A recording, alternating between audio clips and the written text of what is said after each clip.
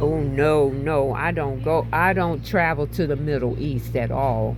Mm-mm. My routes are more domestic. I just stay pretty much in the States, so I'm not flying in that area. No. Wait a minute. Now you're still connected with the air industry. Yeah, I'm still a flight attendant. Oh, flight attendant. Yes. What? But I don't do many And international so a flight attendant for a special for Delta. what? I fly for Delta, Ship. Delta Airlines. Delta. Oh, Delta. Yes, yes. Oh, so but that still carries you into broad travel. Yes, Yeah. yes. Yeah. Well, that's So let me ask you something. Do you remember Sister McNeese? yes. Um, Sister McNeese passed last week, Oh, he did. and I was over her daughter's house, and And Mr. What was Mr. McNeese? Was he a deacon? he was once, but he passed a while ago. Mm-hmm. But Doris McNeese, she took a class from you. You Took a was class from you. from you. You taught a class. You taught sewing class at Spelman, and Yeah.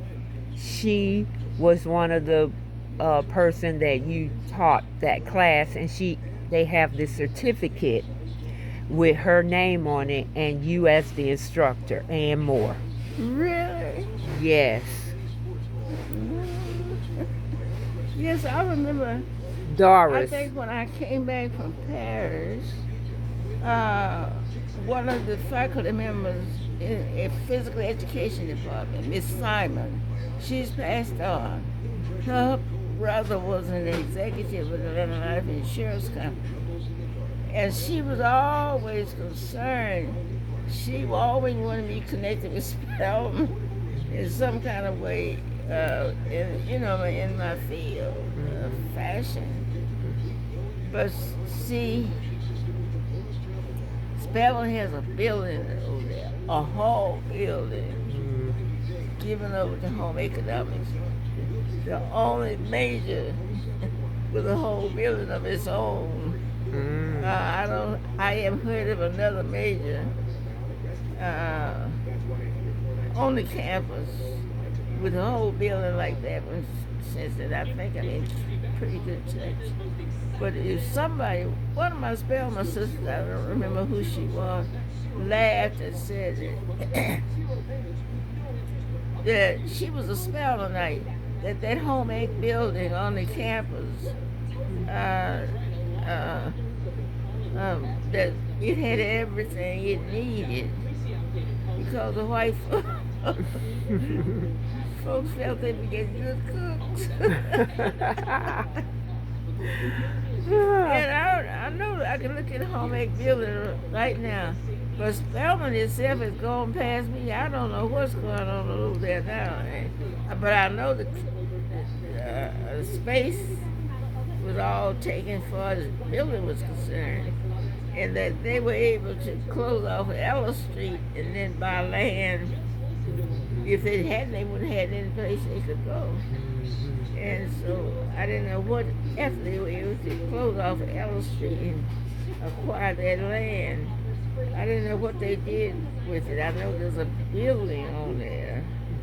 I think that building houses all everything concerning physical education, swimming pools, and all that is in that building. Well, you are the oldest living Spelmanite. Really? Yes, you're the oldest living Spelmanite that graduated from Spelman College. Oh, who put that out? You are. Anyway, cause I am. Yes, because Yeah. how old are you? Well, I know I'm past 100. You are 105. 105. Well, I have to stop and do the math. I know my birthday is September the 20th, 1919. Yes. And so now I'm 105.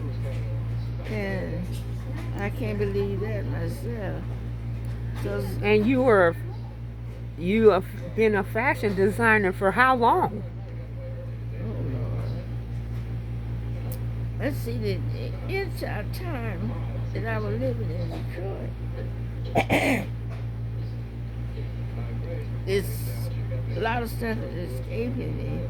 I don't remember exactly the number of years I lived in Detroit, but that's where I practiced fashion design in Detroit, Yes. Michigan. I don't know. Looking at bottom drawer there. Here? Yeah, use that old chair. Okay, let's see. I just, yeah, that book right there. Yeah. See, this is, you know who that is? Yeah, that's you? That's Minerva. Minerva. Oh my God, yeah, I In her remember. wedding gown.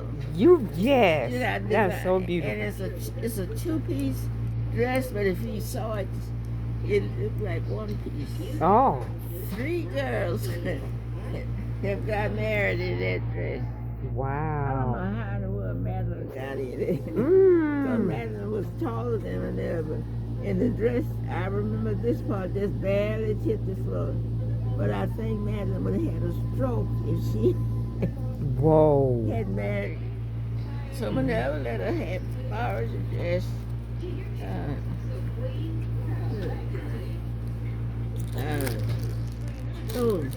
Oh, yeah.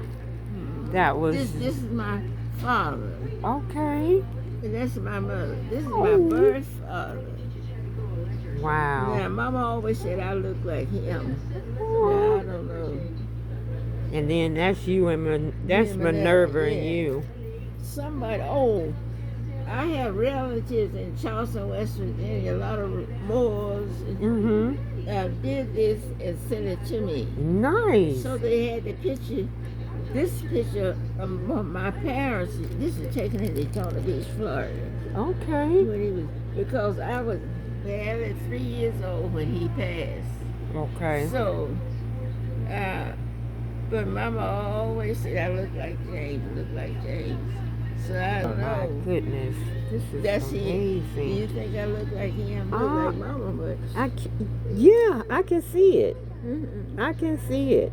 Yeah, for sure. I can see that. That's nice. That is so nice. Well, let's go through. These are some of your garments. And this is one. This is the total. The 3. This is 3 pieces. Oh, I like it. This is what all 3 of them are on. This is the top part, the middle part. So this is the skirt separately underneath this. Oh. Okay. And this is with the bodice. With this part. This is the skirt. Yes. This is the bodice. Yes. This is this 3 pieces all together. 1, 2, 3. And this is the way it looks in the back. 1, 2, 3. Nice. This is the way it looks in the front. Wow. Nice. You wear that today. In Atlanta History Center. I don't know where those folks got all their stuff they got on me. But they put up an exhibit on this wall here. Really? Atlanta History Center. Oh, yeah. Yeah, and I don't know where I was. Nakaya, I don't think you met Nakaya yet. But she's like you adopted. Little Spelmanite sister. But anyway, she's an addition to my life. And she, I don't know what was going on with me, that I was out of the room long enough for those, and I don't know where they got as much of stuff that they did. When I came back, that whole wall was... Here at the where you here? Yeah. Wow.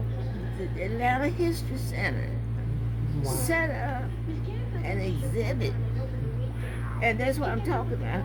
They the years. I don't remember the years they had, and they had all these. There's one photograph I have of myself that was in that exhibit, and I don't know what they were doing with me. I guess they wanted me out of the room while they were sitting up, and so they had people coming in here like you're going to art museum. And I wasn't involved in it. They had me somewhere else, and they had a staff. It was.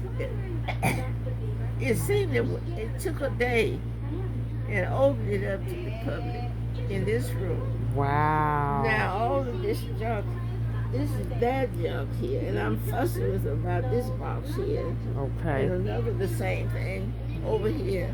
I said, you think my room is a junk room, and every time you got something to drop off or junks, you come here with it. So they're supposed to get these two pieces out of here.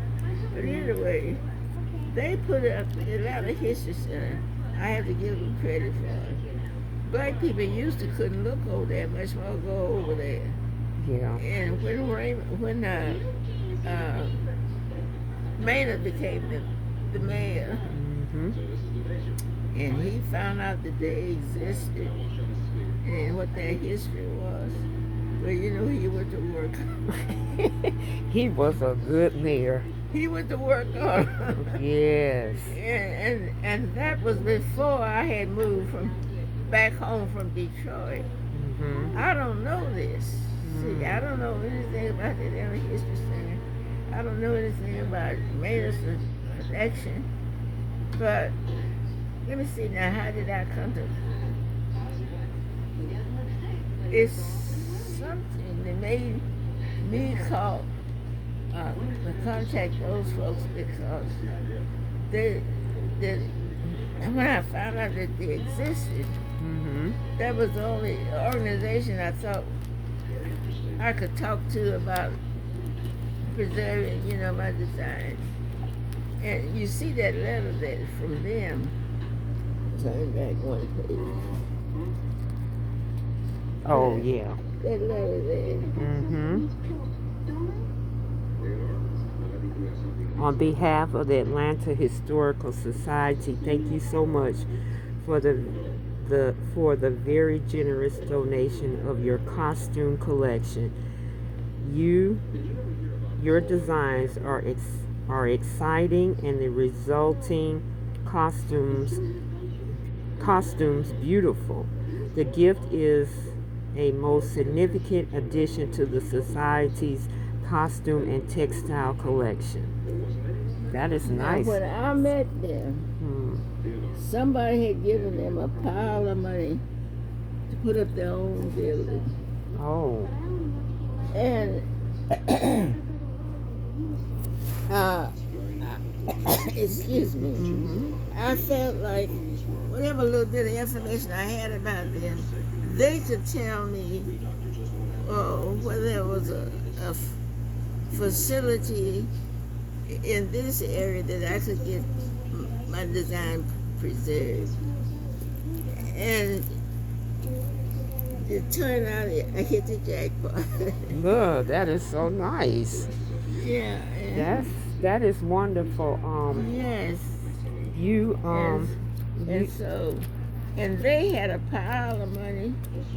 Somebody had given them to put up their own building when I met them. Really? Oh my God. So they grabbed me and I was in the pot then. I couldn't run from them if I wanted to. But I learned. Let me see now, who told me about I can't remember now who told me about them and Maynard. You see, they said black people couldn't look over there much more go there till he came along. And something happened, pulled him in the picture, connected with the Atlanta History Center, but before I met them. Wow. Yeah. Well, but they had really a grand birthday. I mean, a grand birthday celebration. You deserve it. I mean, you've accomplished a lot.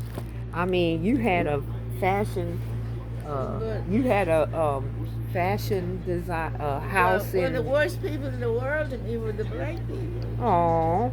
The worst people, Tina.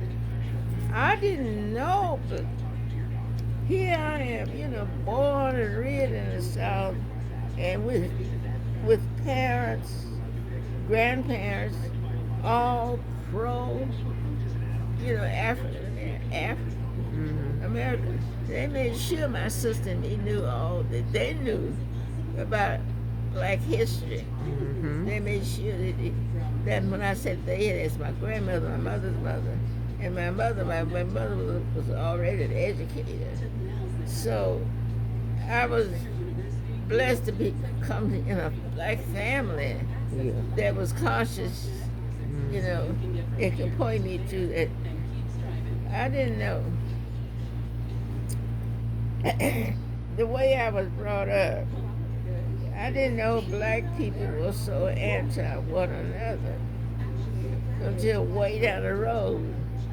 Well, you know why a lot of that was?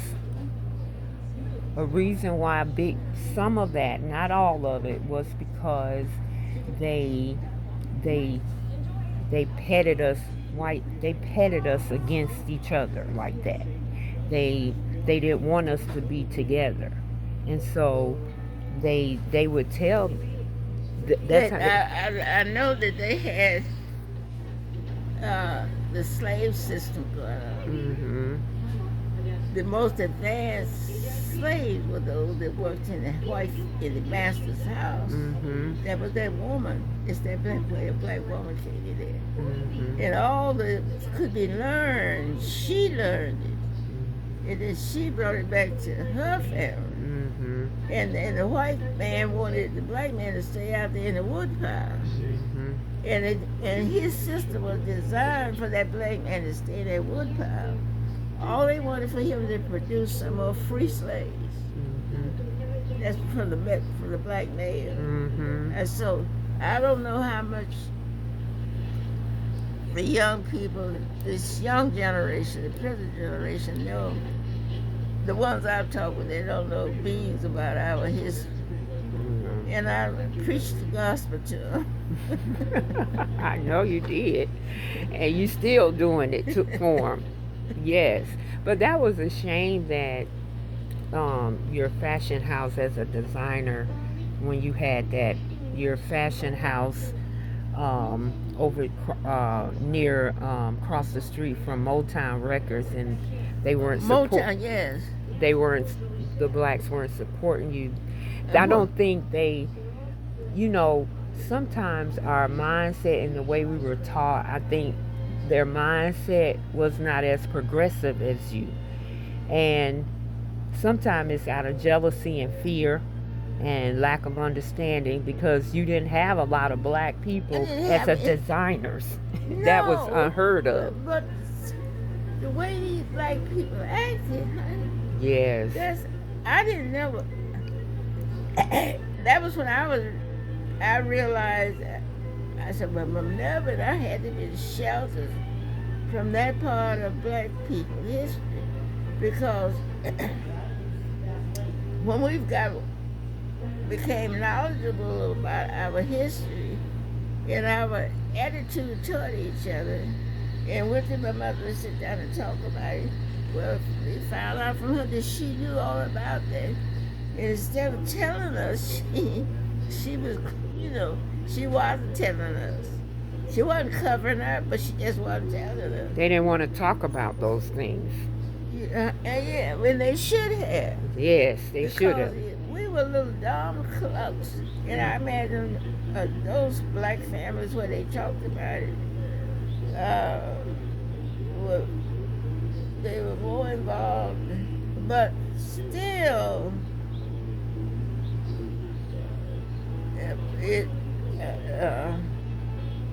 whatever the white man did to the blacks, he did a good job. I can't call it good.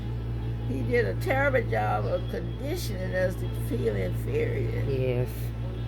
Yes. And so I learned when I was doing struggling, I had to struggle to get into school in New York. Mm.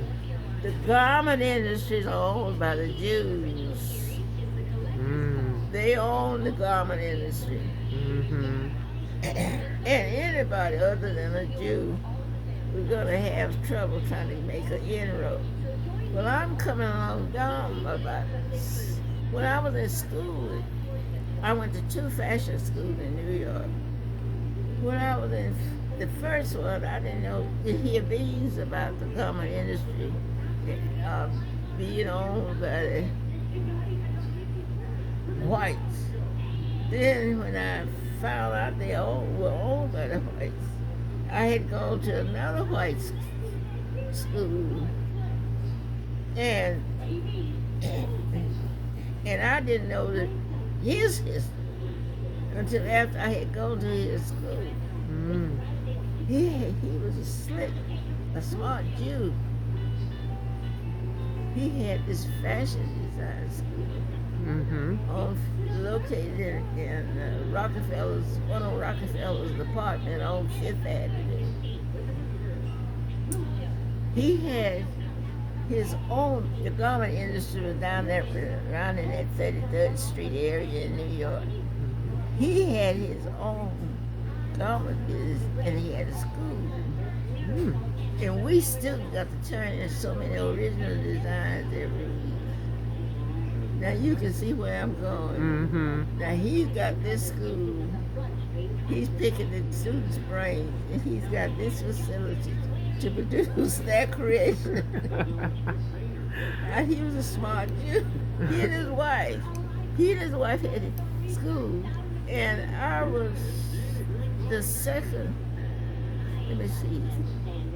The third black Mm. Wow. to go. Oh, wow. I knew, you know, T.M. Alexander.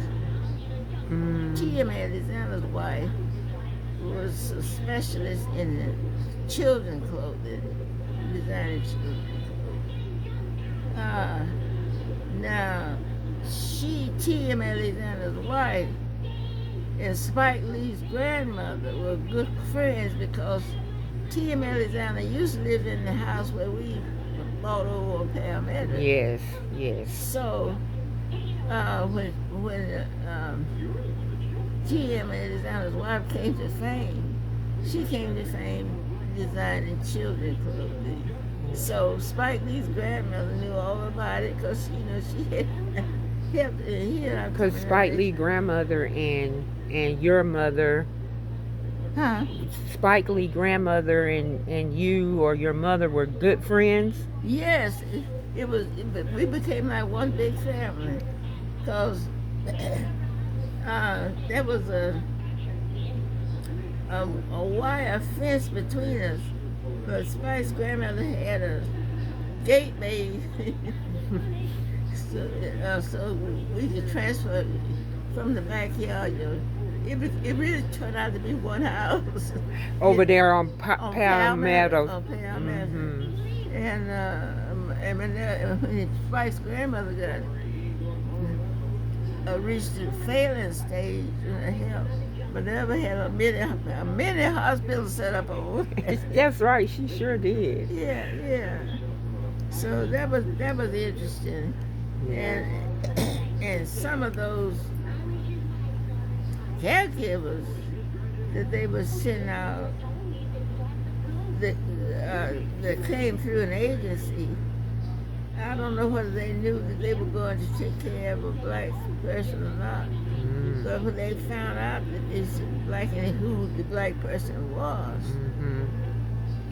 one night, you see, how did Minerva found out about that? One night. Minerva is your sister, was your sister. Yeah, my sister. She was What? a nurse. Nurse. Well, she and Spike's grandmother and us, it was just like one big family. Like, see, we were very, very close. Yeah. So he entrusted Minerva to oversee and take care of his grandmother from the health point of view. So Minerva would have to go through an agency to get caregivers come out to take care of his grandmother. Well, this agency was had black and white uh, uh, caregivers, I guess. Yeah. And where I'm trying to go is They didn't know that. one night they didn't know but Minerva was in the picture. One night the caregiver that was out uh, was that they sent out was white, and this caregiver's mother it was white. And see, Minerva could sit. We could sit in our living room and look out the side window and see all the guards that come in. Next door was so when Minerva was when she had to bring in a new person to take care of, she made sure she went over with Minerva to meet whoever this person is going to take care of his grandmother that night. Sometimes it'd be a white person, sometimes it'd be a black person. It didn't matter if they knew their works. But Minerva had to go over and check them out and see that everything is in order. But this particular night, this woman that was white, and she didn't know Minerva lived next door. But Minerva was sitting in the living room looking out the window when she saw this white lady leave the house. But she either left her by herself. Oh my! Or somebody else was there. But see, Minerva got the key. And when she returns back, I think Minerva was sitting there. And this white woman is shocked. Because I don't know whether it was her mother, but it was an old white woman was sitting there while this person that was hired was out somewhere else. And so Minerva just, she saw her when she left. So she had the key, and all she had to do was go there and turn it up. Scared the old white lady to death. That was that. Wow. I could imagine how she scared. I'd be scared. I don't know who this is coming in here. Nigga. Right. But so Minerva stayed there till that daughter returned. And then she had it out. Good. Yeah, I don't know all the can't remember all the details. Minerva was a little pistol. She didn't play. Huh?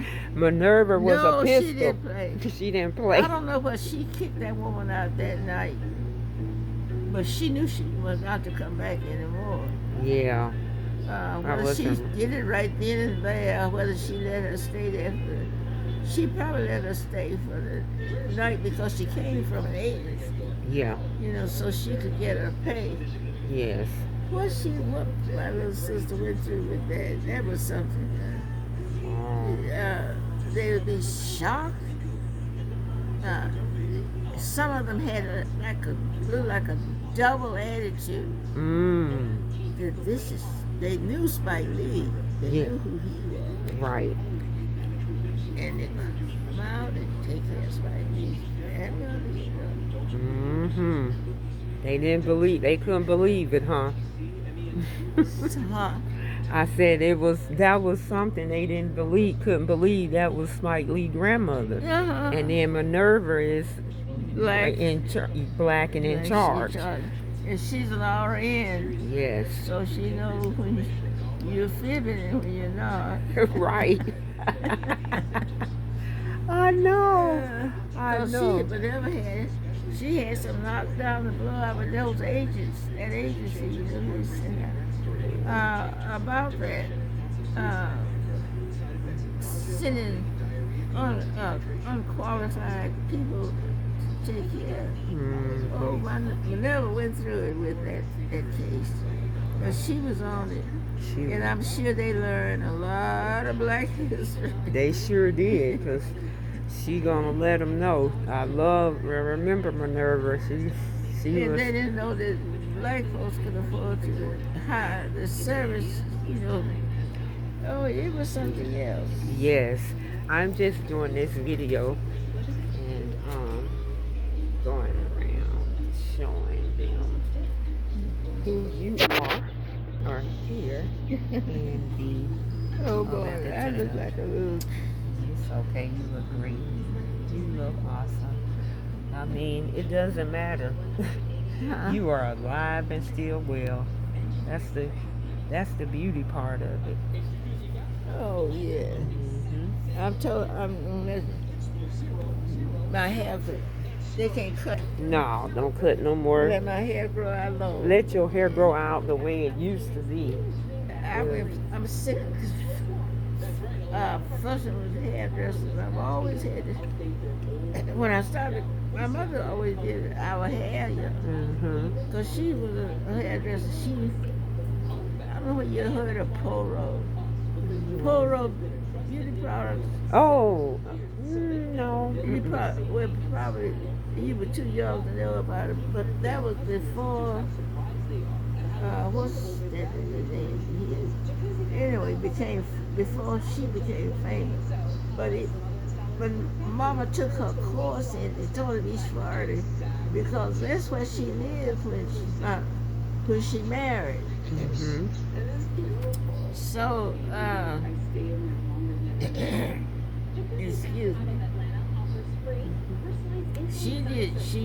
She had license to do hair, and she used the Poro products, and those products were created by this. Her life is really interesting. If you want an interesting story on a black woman, Mary Malone, she founded a school. Yeah. To teach training, like in Chicago. And when I was in high school, that school was in existence. And our principal used to sponsor honor trips. And therefore, he encouraged high academic achievement of the students. And he created this honor trip. And he'd come up with the money. A whole week we would be gone. And he knew that the parents couldn't afford to pay for an honor trip. So he always, the most they had to pay was $25. On an honor trip, we going to Chicago, Washington, New York, Detroit, and all those places. And he's with us. And he walked. He didn't bend his feet. He picked his feet up. That's me. Now the boys, there were 4 stores at Washington High School. And the boys at lunchtime would maybe be doing things they shouldn't be doing. I don't think, and he's inside looking at them. He goes outside. And they still carried on doing what they shouldn't do. So they thought they could outrun him back in the building. And they thought they'd go up on the 4th floor, they could outrun it. When they get up there on the 4th floor, he's up there.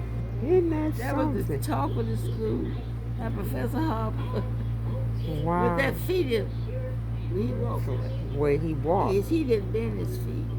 Wow. Now he could outrun those boys. Younger ones. And they were deliberately doing it. They know that they figured, okay, they both outside. There's 4 stories here.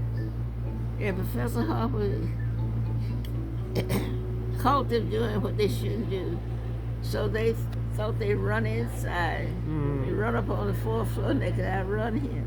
And he And that showed. would be the funniest. And I had a cousin that was in that group.